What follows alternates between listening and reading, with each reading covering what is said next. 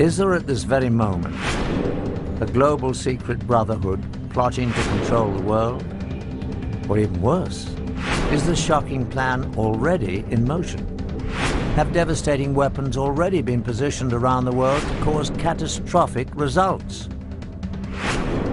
Can it be stopped?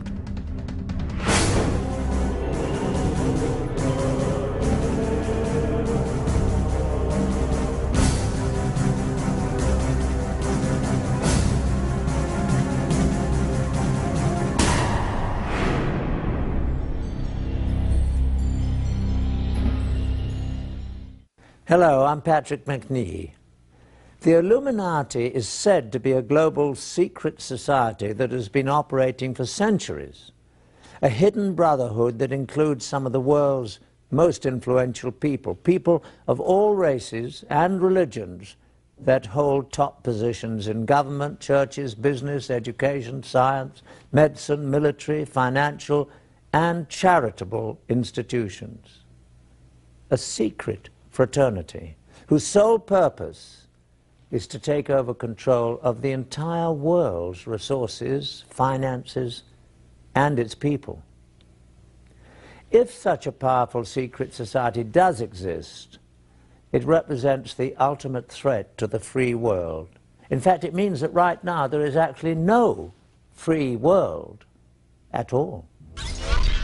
Some say it's preposterous, but now for the first time ever we have obtained proof that not only such a global secret organization does exist, but it has infiltrated two of the most powerful intelligence agencies in the world. What's more, weapons of mass destruction have been hidden in the USA and other countries for future use. How could this happen? To get to the truth, we must first explore the dark reaches of the world's secret societies, whose history, rituals, and very existence are shrouded in mystery. Secret societies have existed for thousands of years. They all have one thing in common: unique knowledge, which they swear by oath to keep secret. For armed with this knowledge, limited to themselves, they believe they can control others. One of the earliest secret societies still exists today, the Masons. It is believed that its origins date back to ancient Egypt, when only a select guild of stoneworkers possessed special mathematical knowledge necessary for building the pyramids. Throughout history, Masons kept their methods to themselves so that only they could build the great structures throughout time that still stand today. First, the pyramids, and on to the great castles and cathedrals of Europe. But secret societies were not limited to tradesmen. The word assassin has its roots in a secret brotherhood of Shiite Muslim warriors that controlled northern Syria during the time of the early Crusades in the 11th century. Their speciality, they had perfected the art of killing. The sect was founded by Hassan-i-Sabah, called the Old Man of the Mountain, who ruled from a remote stronghold. Hassan indoctrinated his devotees with the promise that if they fought and died for Allah, they would live forever in paradise full of heavenly and earthly pleasures. He used the gruesome power of torture and murder to give his teachings special impact and assure complete discipline and devotion. Hassan gave hashish to his fanatical disciples to induce a feeling of invincibility before sending them on suicide missions. Hence the name assassin was derived from the word hashashin, or hashish user. By 1100, the assassins were said to number over 70,000 fanatically devoted members. About the same time in history, another secret brotherhood was created, the Templars. The Prieuré de Sion, Priory of Zion, was a chivalrous fraternity created in medieval France with the purpose of preserving the Merovingian bloodline and returning them to the throne of France. Their official headquarters was the Abbey of Notre-Dame du Mont de Sion in Jerusalem. In 1117, Baldwin I, King of Jerusalem, found himself greatly indebted to the priory for their services in helping him attain the throne. In return, the king negotiated the constitution of the Knights Templar as the military and administrative arm of the Priory of Zion. The Knights Templar had been created 10 years before for the purpose of safeguarding pilgrims on the road to the Holy Land. During their time in the Middle East, the Templars had contact with the Muslims, including the Assassins. In fact, after the Crusades, because of the enemies they had in common, the Assassins took refuge among the Templars, imprinting the Christian soldiers with much of their fanatical and deadly ideas. As the Templars developed, they became not at all an orthodox Christian organization. But their secret rituals and doctrine were much more mystical, heretic, and occult-oriented.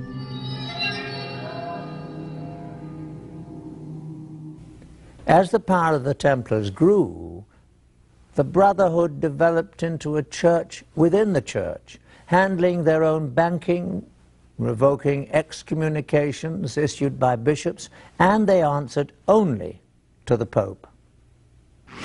Everything about the Knights Templar has at least an element of mystery about it.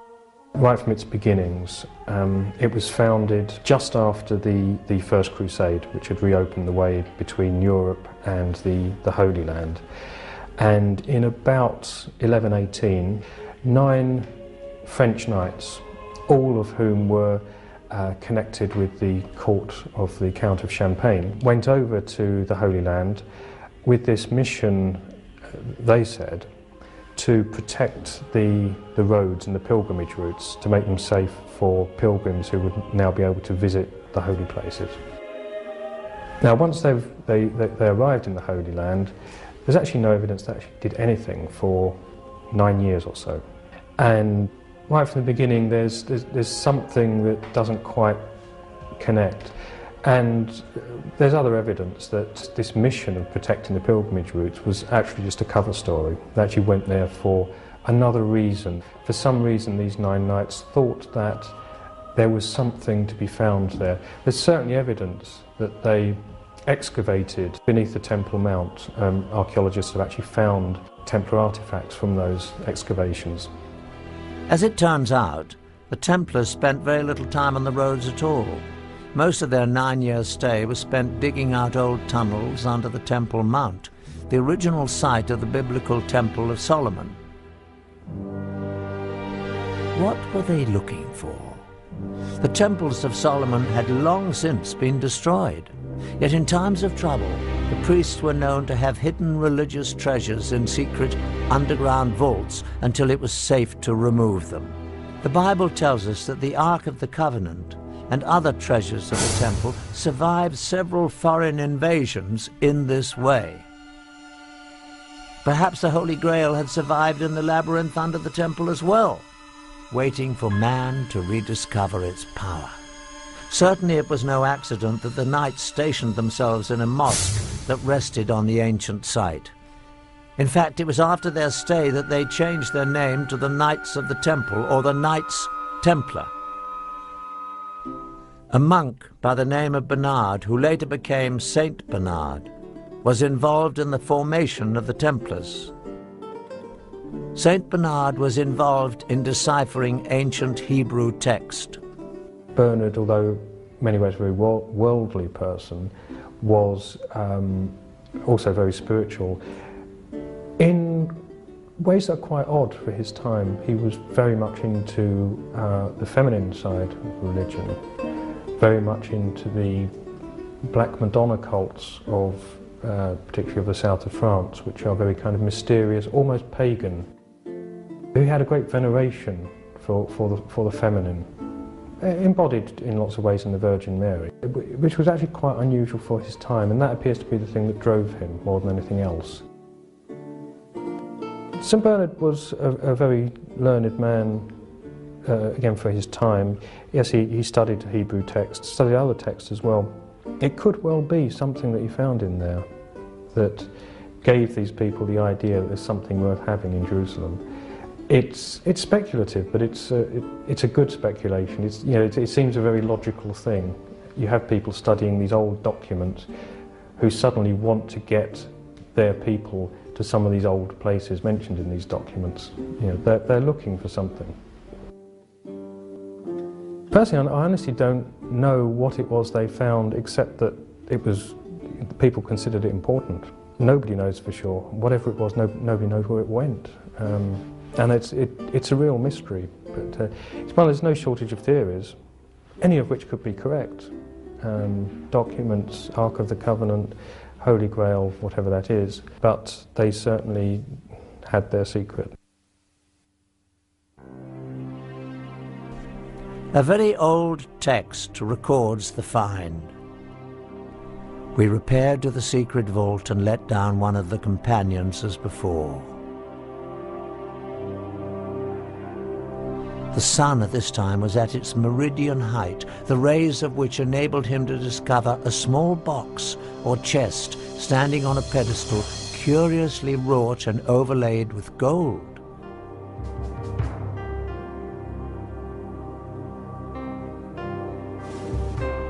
He gave the signal of ascending, and it was immediately drawn out.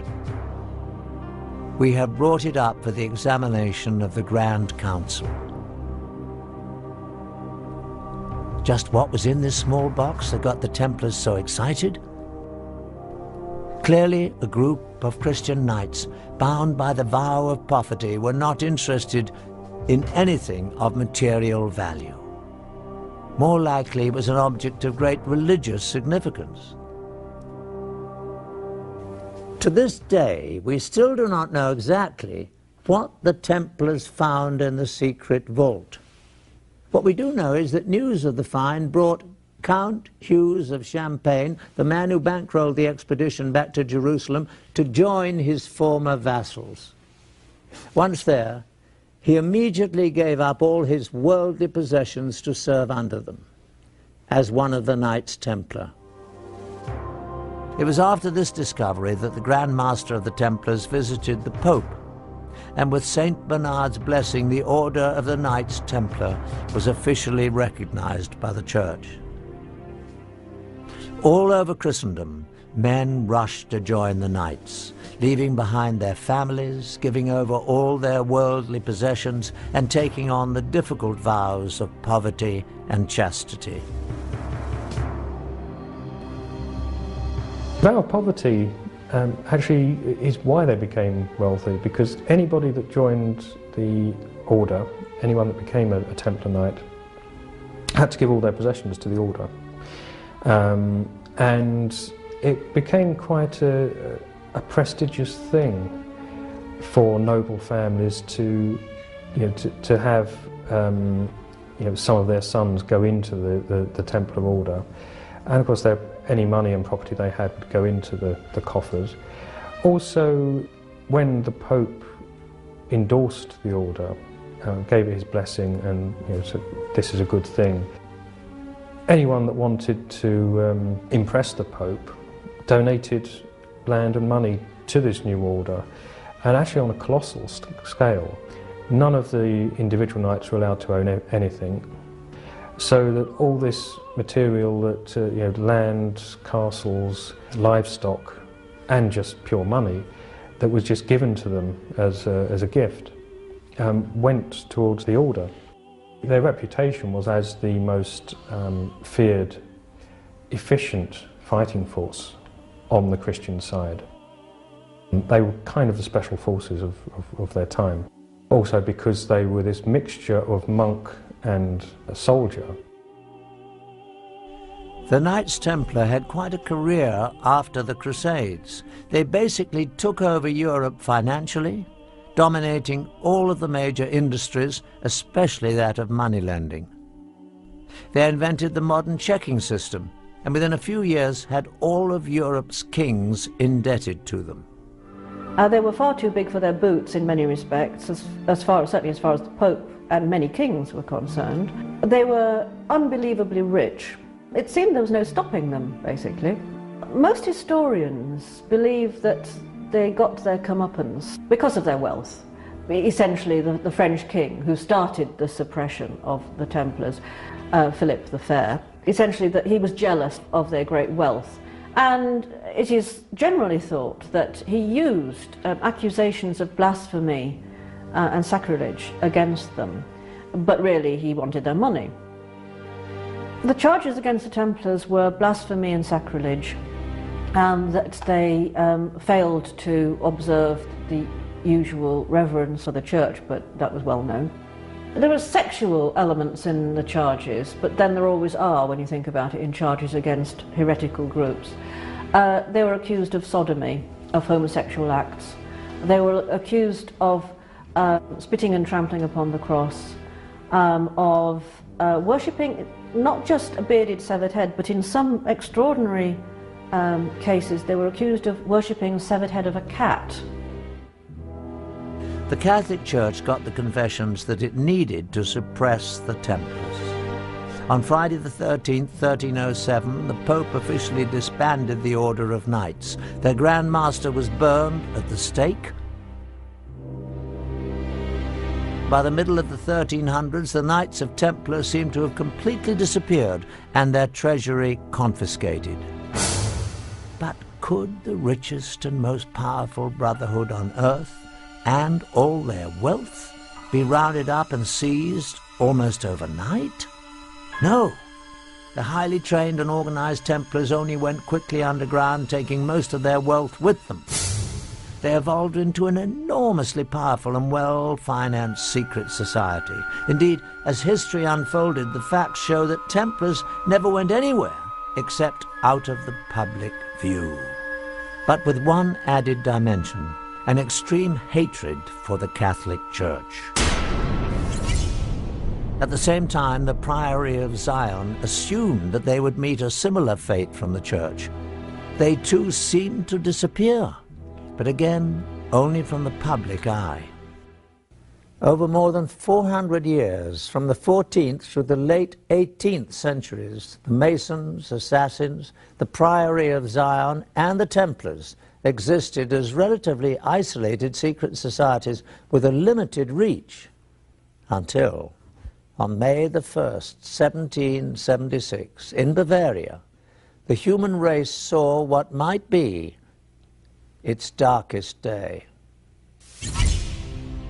Adam Weishaupt, a Jesuit-trained professor of canon law, well-versed in the occult, formed a new secret organization that would unite all the secret societies for an unthinkable purpose: to gain complete control over the world and its resources, and to achieve total domination of its people.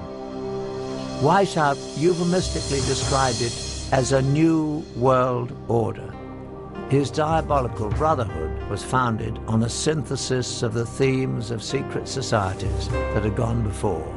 He skillfully combined Masonic secret rituals and knowledge, the assassins' Islamic mysticism, killing arts, and use of hashish, the Priory of Zion's influential membership, and the Templars' wealth, power, military science, and vendetta against the Catholic Church. To that, he added his own knowledge of the occult. It was not an accident that he chose May the 1st, a very important date on the satanic calendar, for the founding of his society. The group was called the Illuminati. The public translation was intellectually inspired. But Weishaupt himself said in private that the word was derived from Lucifer and meant holders of the light. The official seal of the Brotherhood was a mystical, unfinished pyramid, and an eye above it with rays of light emanating in all directions. The eye represented the all-seeing, all-knowing nature of the illuminated Brotherhood reigning above the world. To his followers, the founder listed the 5 top secret primary means that would be used to accomplish his dark goal of total world domination. 1. monetary and sex bribery would be used to gain control of men already in high places in the various levels of all governments and other fields of endeavor. 2. The Illuminati who were on the faculty of colleges and universities were to cultivate the best students for the cause. 3. Influential people and specially trained students under the control of the Brotherhood would be placed behind the scenes of all government, religious and financial institutions and used as agents. 4. The secret society would develop absolute domination of the media so that all news and information could be slanted to convince the masses that a one-world government is the only solution to our many problems. 5. The final phase of the operation would employ all resources in place to initiate military coups that would overthrow all opposing governments and put the world under one global government controlled by the Illuminati.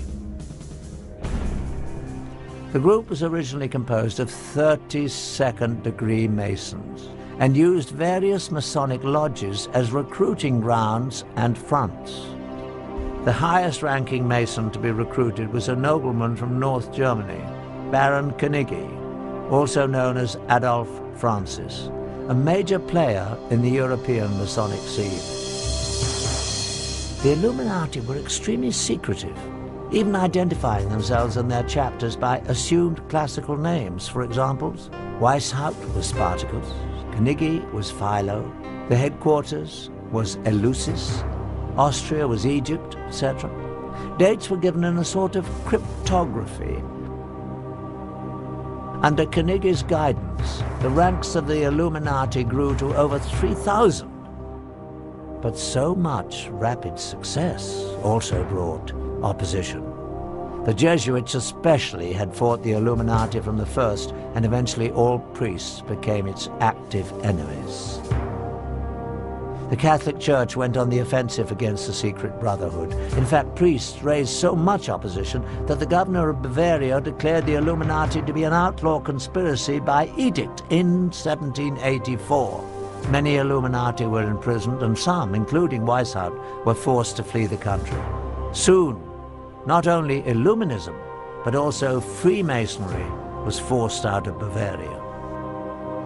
By the end of the 18th century, the Illuminati seemed to have completely disappeared everywhere. But the Illuminati was not really gone any more than the secret societies that preceded them. They just went underground and added one more item to their list of dark goals: infiltrate and bring down the Catholic religion.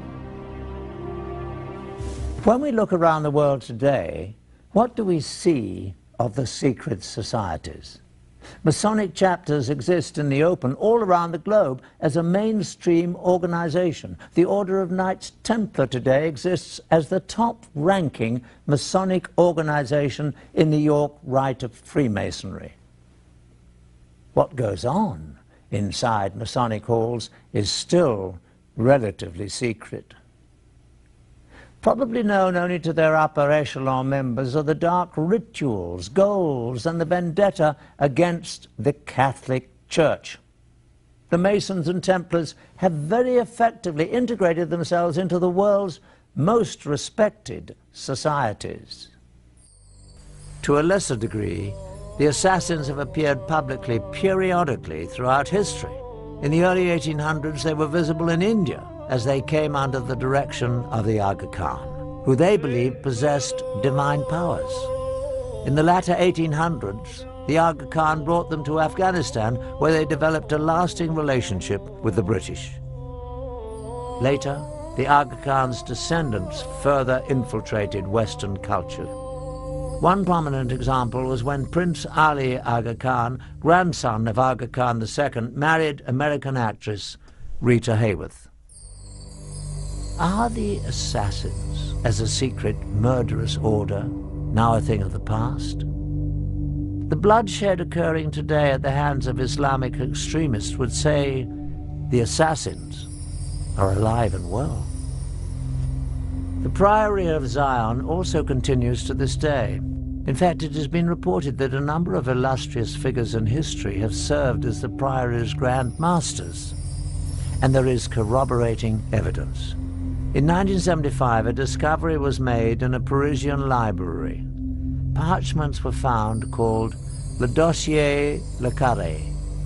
These documents indeed reveal that some of the secret members were Leonardo da Vinci, Victor Hugo, and Sir Isaac Newton. The Priory has been credited by some with the creation of the European Union. Former President of France, François Mitterrand, was believed to be a member of the Priory, and many other powerful people. As for the Merovingian bloodline the Scions were pledged to protect, it continues on. Through incestuous intermarriage, most of the royal families of Europe can claim Merovingian descent. And it is said that from these royal families have come all 44 of the United States presidents. These connections around the world through the Priory of Zion provided the Illuminati with the means to influence politics and power around the globe. But what about the most secret society of them all? Adam Weishaupt's Illuminati, the brotherhood that vowed to bring all the other secret societies together to control the world. Is it still actively pursuing its diabolical plan of world domination?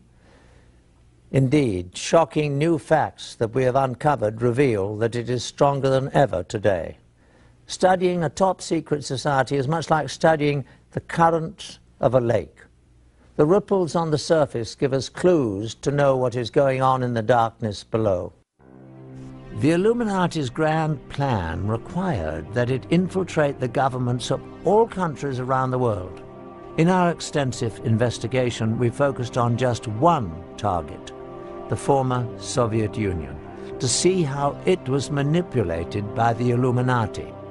An effective way to gain control of a government would be to penetrate its intelligence structures. Newly released information from the files of the KGB provides some unprecedented insight. Now that the Cold War is over, some highly classified information is being smuggled out of carefully guarded vaults in what used to be the Soviet Union. With the change to a market economy here, many items never before available to Russians are finding their way to the black market.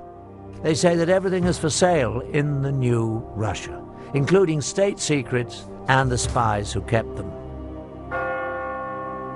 After the collapse of the Soviet Union came the dissolving of the KGB. The new government formed its own new security and intelligence agencies, employing many of the old KGB personnel, but leaving many without jobs. Even those with employment were often not paid as promised. We found that many former KGB employees were eager to give first-hand accounts of their classified activities within the agency for the right price. However, when the subject of the Illuminati was introduced, no amount of money could induce anyone to talk about it. We took this as a definite sign that we were on the right track and getting dangerously close to uncovering the presence of the secret brotherhood within the KGB. The former KGB employees were willing to direct us to black market sources where we might obtain further information, but at our own peril. Though most leads proved to be ultimately unproductive, we found that with perseverance, money, and a bit of luck, it is possible to acquire classified Soviet documents. Using a hidden camera, we recorded numerous meetings over a period of months in which we attempted to obtain relevant materials. This transaction between one of our Moscow contacts and black market dealers proved to be one of the more successful ventures, though as you'll see, not without a few tense moments. Our man, we need to get, take care of stuff. Our deal is 5,000, that's all I have. Okay, so, like, we need more money. I'm talking, we need more money, okay? Like, we can get, okay, let's do that. Like, give us 5,000, and that's okay, and the rest you can give, like, tomorrow or the next day, like, whatever. 5,000 over here, like, that's it, I can't do that. This is all I have. Okay, so we'll take 200 and hey, run up! Finally safe from the black market dealers, within some of these documents we found corroboration for the most valuable piece of information related to us by the ex-KGB agents. Just as we had been told, indeed, the KGB carefully recorded their activities in documents, films and tapes. And these were kept in storage in a holding facility beneath the KGB headquarters under the highest security. These were probably the most sensitive records possessed by the agency, for they would illuminate in graphic detail the most intimate activities of the KGB and possibly the connection to the Illuminati. The documents we purchased from the black market dealers represented a major breakthrough. They not only confirmed that more revealing KGB materials existed, they also told us where they were kept. Again, we went to our black market sources, now armed with this new knowledge. We believe that with the demise of the KGB, most of the safeguards protecting its records would be gone. Someone out there must have the knowledge and access to be able to supply them to us for a price. Over the course of the next 5 months, we employed our sources to try to obtain specifically these top-secret records of the KGB. This transaction between one of our Moscow contacts, an interpreter, and a local black market dealer yielded astonishing results. The location of this meeting is a textile factory in the Zakorniki district of Moscow. This is the office of the Russian entrepreneur who owns the plant and uses it for both legitimate and illegal business. After introductions and some initial small talk, the dealer is asked whether the KGB materials are on the premises.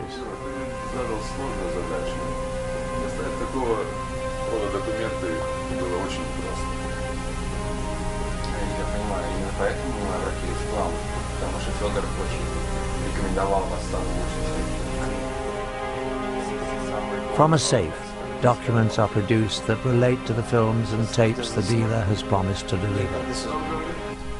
After an inspection of the documents and a cursory verification of their authenticity, the transaction is completed.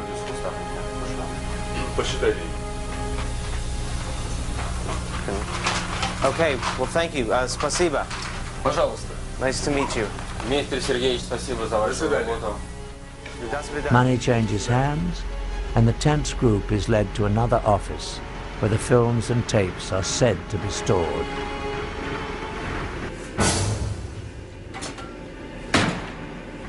And finally, the graphic films, tapes, and documents we'd heard about surfaced.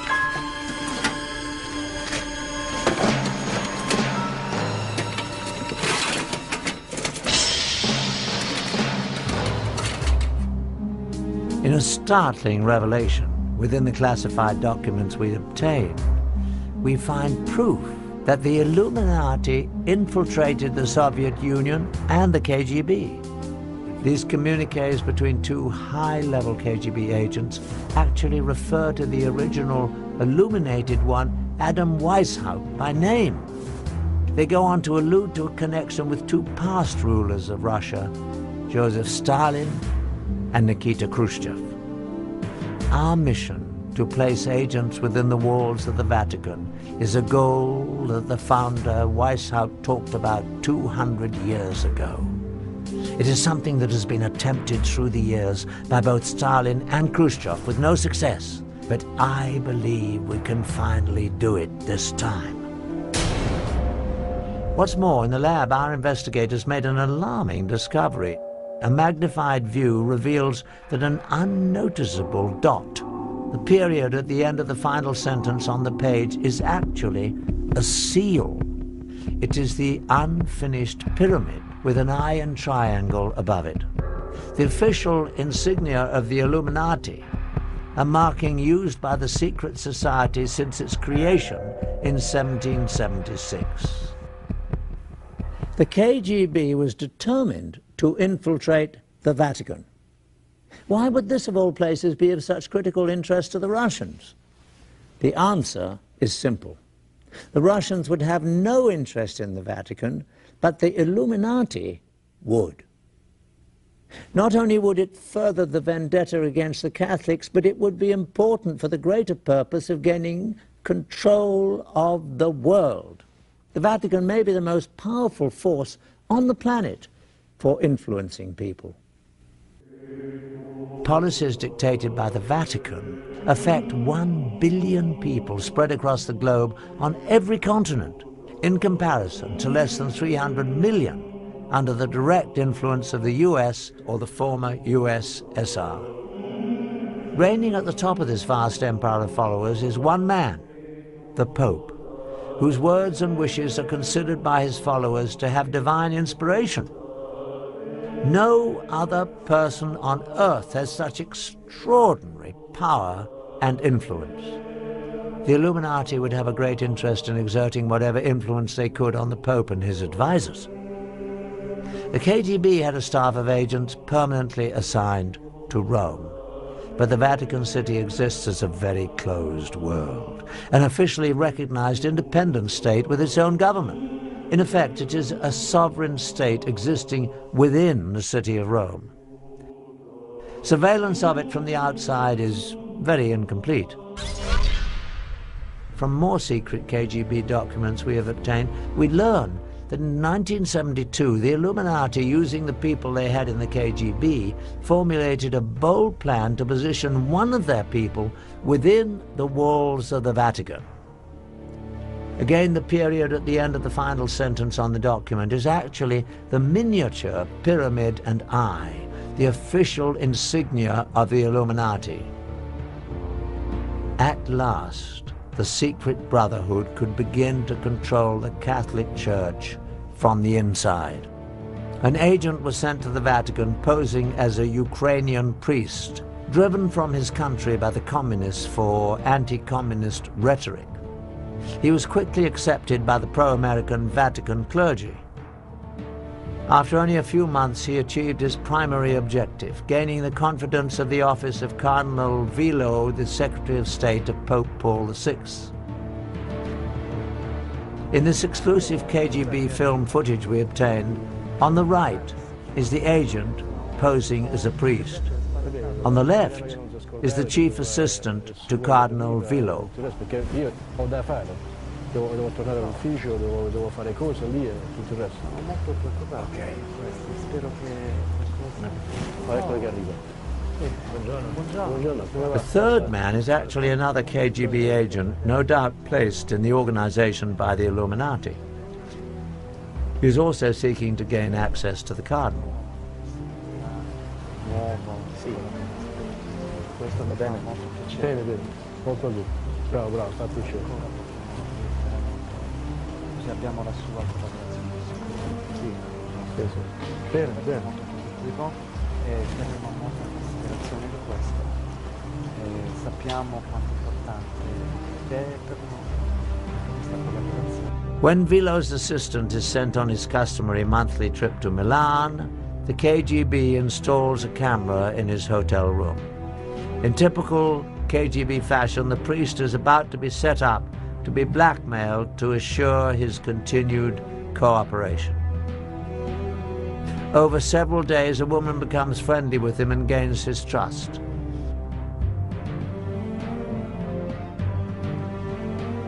The film shows that the trap was well set.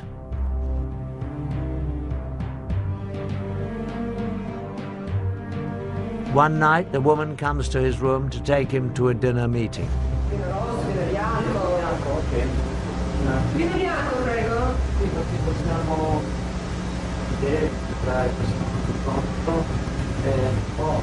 Ho soltanto del buon vino rosso, che dici un po' di vino rosso. Va bene.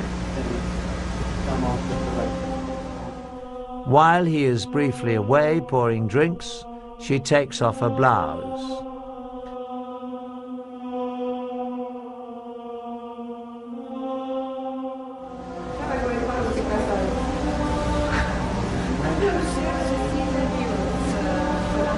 The film ends abruptly. But no matter what the outcome of the encounter was, the brief shot of this priest with a half-dressed woman in his room is damaging enough to guarantee his future assistance in the surveillance of Vilo's activities. Certainly in the near future, the Illuminati-controlled KGB agents will begin looking for ways to manipulate Vilo himself. Once that is accomplished, they will be extremely close to the very heart of the Catholic religion, Pope Paul VI. But it appears that the Illuminati was not content with exerting only influence to control the Vatican.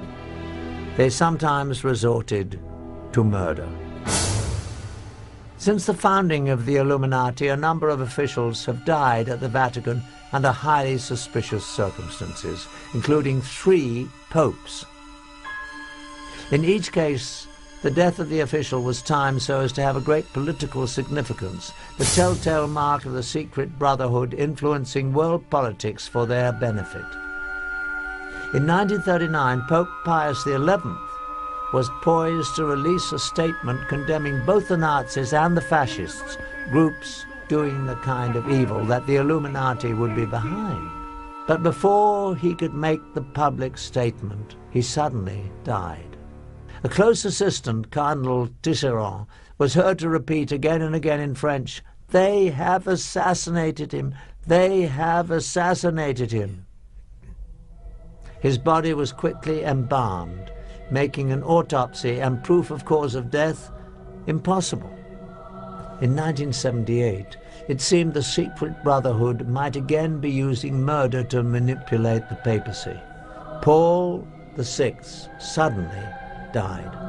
Admittedly, he was frail, but the sudden worsening of his condition seemed all too convenient to many observers. However, this time, the Illuminati architects got a result they probably were not expecting: a pope who would be at odds with them, John Paul I. Almost immediately after he took office, the new pope showed a great deal of independence.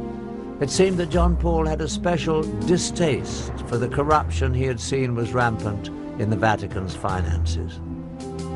While he was the Cardinal of Venice, the Venetian Catholic Bank was sold in a secret deal to the Vatican Bank for a greatly undervalued amount.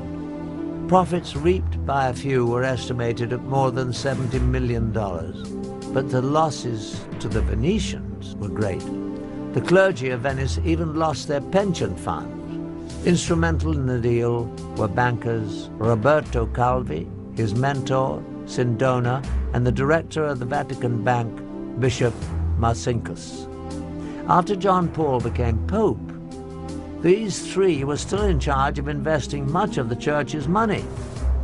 In his new position, the pontiff had the power to investigate them and publicly bring out the facts.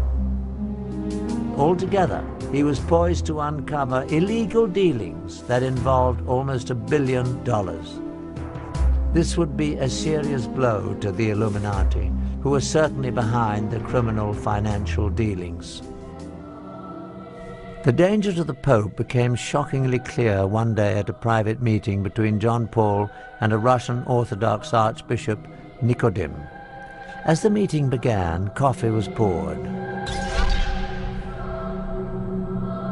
Nicodim took the first sip and almost immediately collapsed to the floor and died. His face was very contorted in a horrible and unnatural grimace, as if the death was very painful. The stunned Pope carefully put down his own cup before he sipped. Certainly it came to his mind that the coffee must have been laced with poison that was meant for him. The official doctor, however, quickly proclaimed that the Archbishop had died from what had become the standard cause for deaths at the Vatican, a massive coronary. All the facts surrounding the mysterious death of the Russian Archbishop Nikodym pointed toward an assassination attempt and a cover-up. The Russian's body was embalmed very quickly after his death, without a prior complete medical examination. After the embalming, it would be impossible to perform an accurate autopsy to determine the cause of death, particularly if it involved poison. Also, the coffee the Archbishop drank was never collected for analysis, and no forensic investigation was ever carried out. Although the proof was gone, to many it was clear that the Pope had narrowly escaped being murdered only 10 days after he was elected. The experience proved so frightening that John Paul called a secret meeting with his top 4 cardinals to discuss the situation. The meeting took place on September the 28th, 1978. Only the 4 cardinals and the Pope were in the room. To this day, it is not known exactly what was said, but afterwards, the Pope was moved to take action. He ended the term of Cardinal Villot as Secretary of State. This was the same Cardinal Villot whose assistant had been blackmailed in the KGB films taken in 1972. Over the 6 years, this cardinal must have also been drawn into the Illuminati's web. Removing him meant that the Pope had uncovered at least part of the dark secret. But even John Paul could not avoid his fate at the hands of the Illuminati. That night, the pontiff retired earlier than usual and took with him detailed notes of the secret meeting to deliberate upon. At 5 a.m. the next morning, the Pope's closest attendant, Sister Vincenza, became concerned. His Holiness had never overslept before. She peered inside his door. John Paul appeared to be sitting in bed with a light on as if he were reading. Various papers were around him. But to her horror, his face was frozen in the same agonized contortion she had seen on the face of the dead Russian Nikodym only days before. After only 33 days as Pope, John Paul was dead. After more than 200 years of protecting their secret ways, the Illuminati was very thorough at covering its tracks. Although the Pope had relieved him of his Secretary of State duties just hours before, Cardinal Villot took charge. As the senior cardinal, he was now, in essence, the temporary Pope. He first locked himself in the papal bedroom and collected prescription medicine from the bed table and most of the papers in the room, including notes of the secret meeting. Also taken were the candies the pontiff often enjoyed while reading, and even the Pope's reading glasses and slippers. All these items were never seen again. Next, Villot sent Sister Vincenza away to a convent after forbidding her to tell anyone that she had found the pontiff dead and anything about what she saw. And then at 6:10 a.m. he ordered embalmers to be summoned. But the most shocking occurrence of all was that they arrived almost immediately. It was estimated that given the distance the embalmers had to travel, they must have been contacted at 4:45 a.m., 15 minutes before the time that the sister had discovered the Pope. At 7:30 a.m. a public announcement was issued. The cause of death was heart failure. Instead of Sister Vincenza, it was reported that the Pope's secretary, Monsignor Maggi, had found the body, and the time of discovery was changed to 5:30. By the time of the announcement, the embalmers had already done their work, just as in the all-too-similar death of the Russian Archbishop only 23 days before. Any possibility of a 100% accurate autopsy was eliminated. If foul play was involved in the death of John Paul I, the chance to prove it was conclusively gone forever.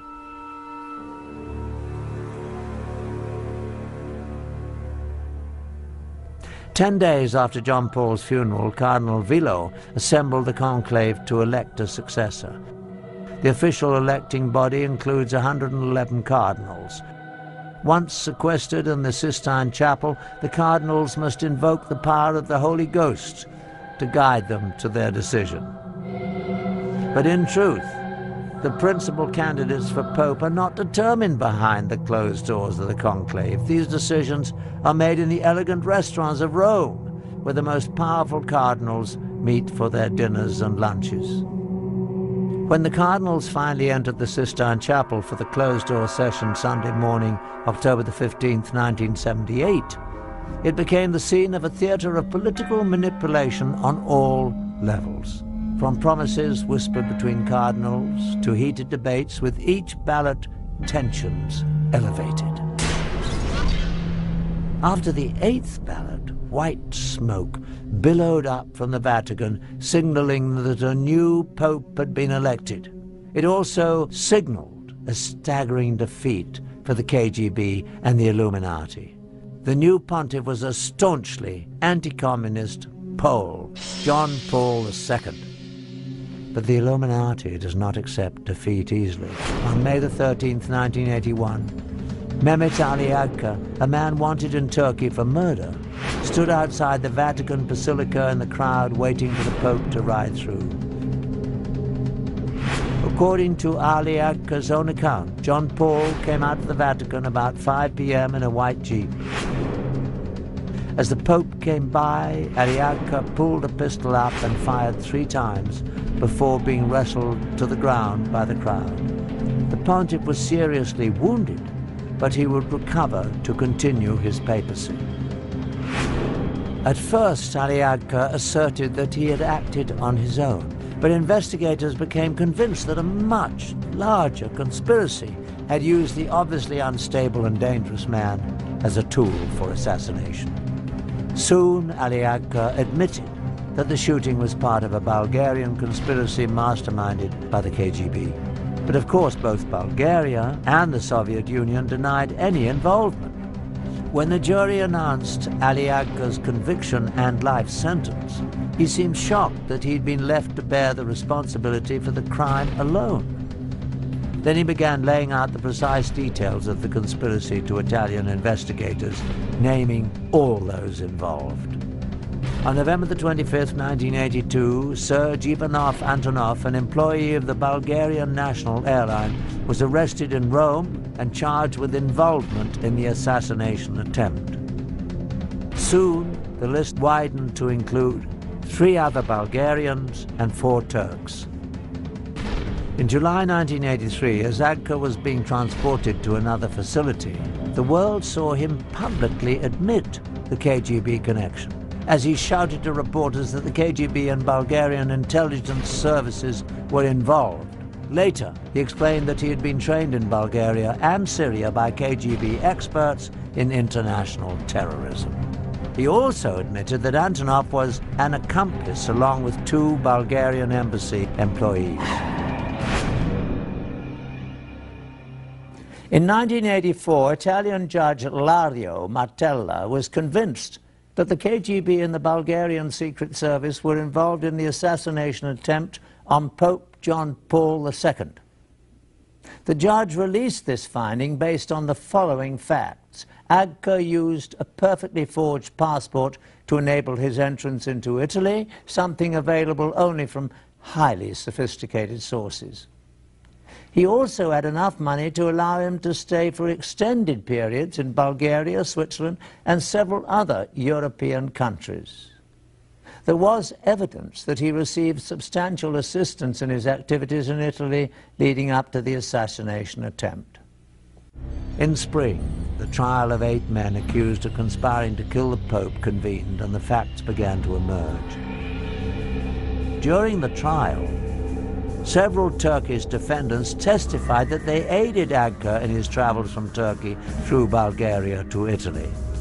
Another said he had made payments to Agca from the Bulgarians on trial. One admitted delivering the assassination weapon to Agca in a Milan restaurant. By the 1980s, after 2 centuries of positioning their people in high places, the Illuminati had apparently gained control of the Italian courts. In the end, to the amazement of most observers, the Italian court found that there was insufficient evidence to convict the conspirators. The Agca case not only illustrated that the secret brotherhood had compromised the Italian judicial system, it also showed that the Illuminati had reached the very top of the KGB. In 1990, Viktor Ivanovich Shemov, a KGB major who defected to the US, made a shocking admission. Before he escaped from Russia in 1980, he received an order to obtain all the information possible how to get physically close to the Pope. The order was signed by Yuri Andropov himself, at the time the head of the KGB, the same Yuri Andropov who would only a few years later become the head of the Soviet Union. The Illuminati's final step to domination called for military coups around the world to seize power in order to create one global government controlled by them. To accomplish this, they would use the huge surplus of catastrophic weapons stockpiled in the USSR to threaten the entire world. Although the KGB was the most well-known, it was not the only espionage entity run by the former USSR. Another agency just as massive but even more secret than the KGB was the GRU, carrying out military intelligence. And the secret brotherhood went to great lengths to infiltrate it. The proof that they were successful is revealed in these highly classified GRU agency documents that we purchased from a black market document dealer in Russia. In them, an agent is given his orders to work using the cover of a journalist in Washington, D.C. Once again, the Illuminati has left their telltale sign. The period under high magnification is the pyramid and all-seeing eye. While the KGB collected information on political figures and influenced politics around the globe, the GRU gathered intelligence essential for achieving military objectives. Some of the activities of the GRU were aimed at achieving objectives in various ongoing conflicts such as Afghanistan. But the major mission of the GRU was to prepare for future wars with other countries, especially the USA. It was this agency that was ready-made to be used to place the deadly weapons for the final phase of Illuminati's dark plan. The GRU operatives were perfectly trained for the operation. In time of Cold War beginning, in the mid, in the end, actually all time of our military service, we were used in military preparation of former Soviet Union for the future war against America. Beside their military education, GRU operatives underwent 3 years of exhaustive training. They learned to use all the tools and techniques of the spy, and they became experts in explosives. Once fully trained, the GRU agents were moved to assignments in foreign countries. Some were given diplomatic covers and went to work in embassies. Others assumed positions as journalists, as is the case in the secret documents we obtained with the insignia of the Illuminati. One was Stanislav Lunev, a former GRU colonel, who in 1992, after 20 years with the agency, would become Russia's highest-ranking military officer to defect. In his book and in an exclusive interview with us, Lunev gives a first-hand look into the GRU. Although his face was never shown, he would not even mention the Illuminati, although he never denied their existence or involvement in the GRU. He does, however, reveal some shocking facts. In the United States, I worked in Washington, D.C. operational area under the same cover as a TASS news agency correspondent. It's a very good cover because, you know, between journalists and spies, real spies, there are a lot of common because all of them are looking for news and for real information.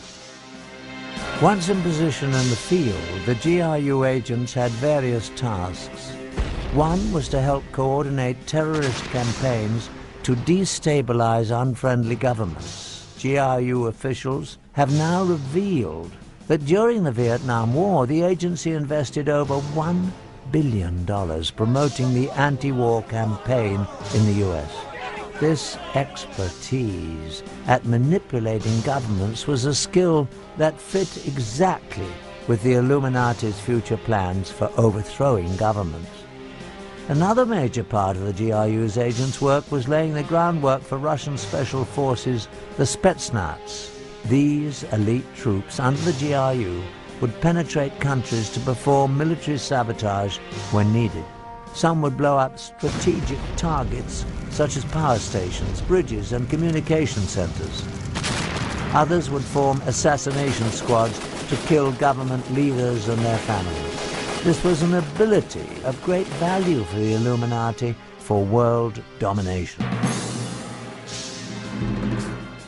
In order to bring the Russian special forces into foreign countries when required, the GRU needed to assure themselves that they would have access to cross the borders. For this, they relied on the expertise of the KGB.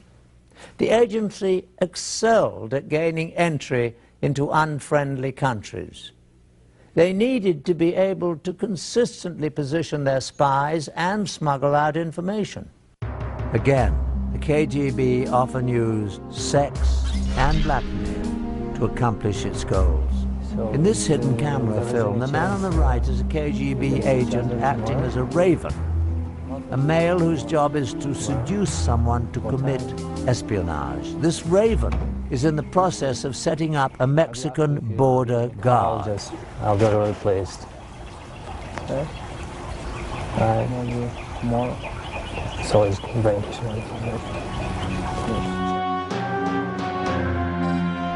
Once this border guard was hooked, KGB agents could freely cross into the US from Mexico at this station. This information would then be passed on to the GRU, so they too could use the access to bring in agents and the Spetsnaz when they were called for.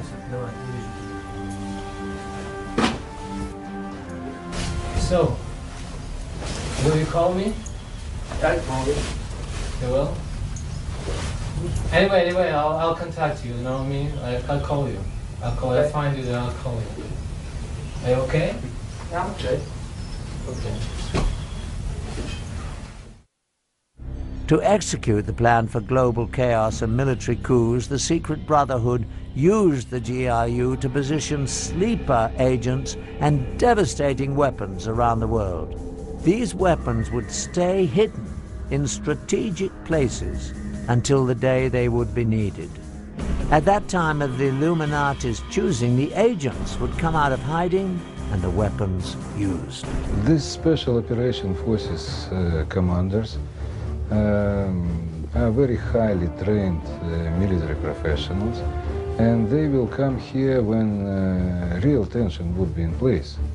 And they need to have very special weapon system to destroy very highly protected targets.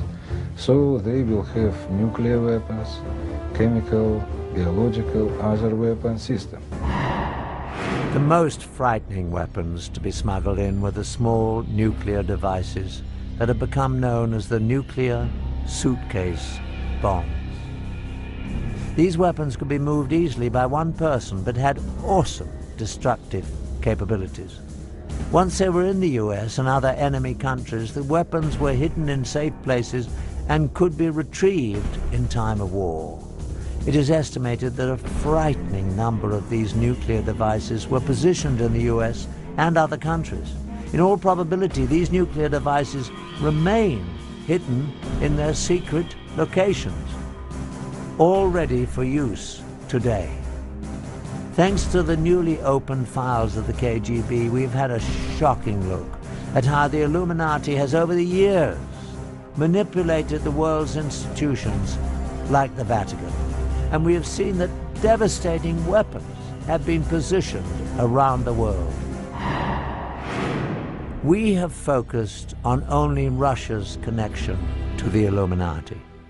Since Adam Weishaupt founded the secret organization in 1776, its tentacles have extended into many other nations around the globe. Even the United States shows telltale signs. The most obvious is on the back of the US $1 bill. Prominently displayed are the pyramid and the eye, the Illuminati's insignia put there in 1933 by order of President Franklin D. Roosevelt. Underneath are the Latin words Novus Ordo Seclorum, which translates as New World Order.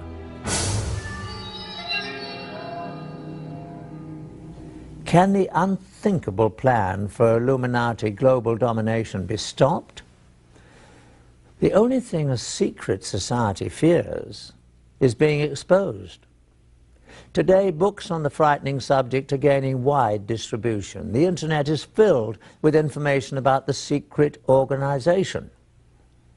We can only hope that the people of all nations around the world will see the signs and heed the clear warning that there are those lurking in the shadows who are planning to take away our freedom. I'm Patrick McNee. Thanks for joining me.